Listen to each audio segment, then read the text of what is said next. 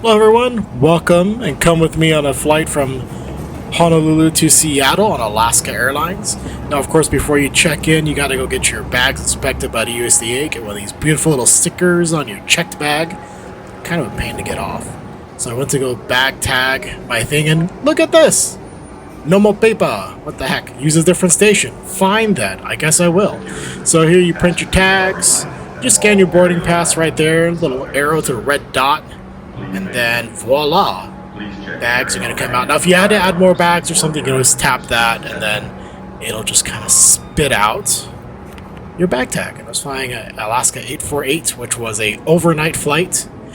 And this little sign over here just irritates me because you can't see it until you're like right up on the checkpoint.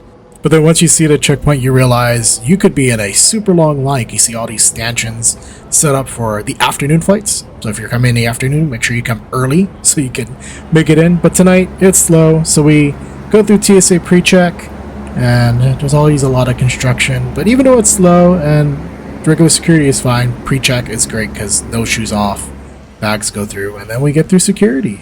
And then we come into a pretty dead airport. Now, it's kind of funny that the local to the left, there's a self-service kiosk, but like if you're trying to go shopping or something, you're not going to get anything. The duty frees are all closed, that food court was closed.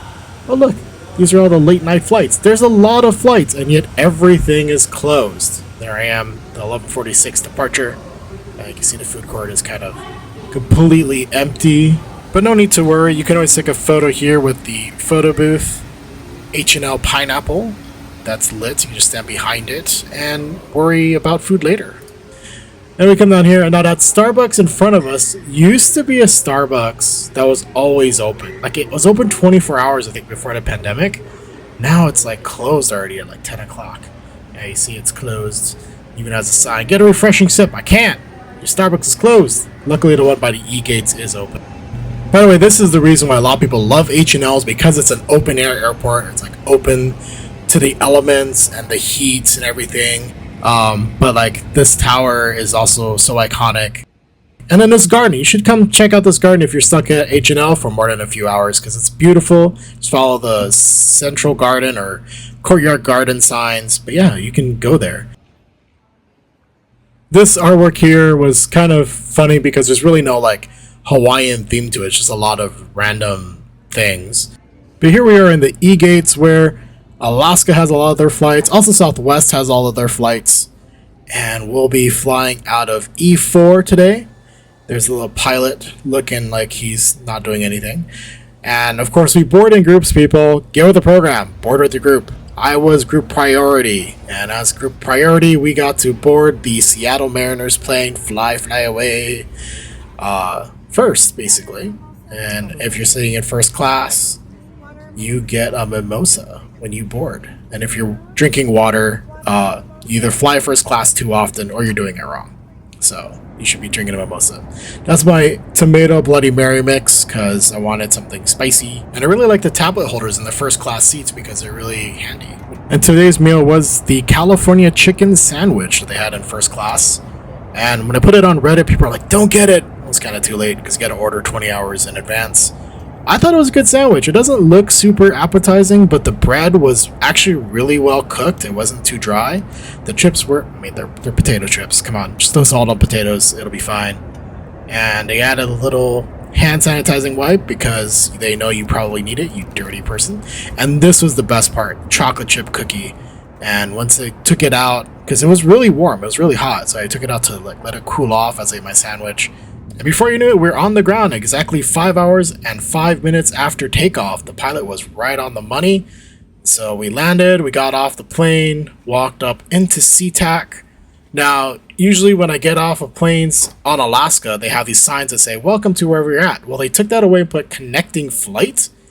Kind of disappointed. I hope they bring that back where it says, welcome to Seattle, since it is their hub. As we're walking through these little guys, automated wheelchairs, I guess, were running around, but nobody was ever in them. And these ones were like, we're out of service.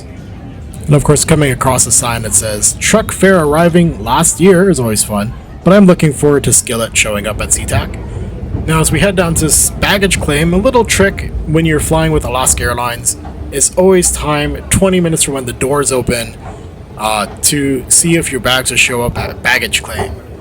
Set it on your watch like I did. And then as you can see, my timer goes off 20 minutes and there are no bags. So that you can go claim 2,500 miles. Now, of course, I got my bag, my little orangey bag. And I got 2,500 miles for just them taking too long. Of course, when you get out of baggage claim into the arrivals area, it's nuts, it's crazy. But you gotta go to your left when you're coming out of Alaska, and there you'll see the rental car shuttles all the way down there at the other end. And I don't think there was ever gonna be a solution to arrivals chaos. Like, somebody figures that out, let me know.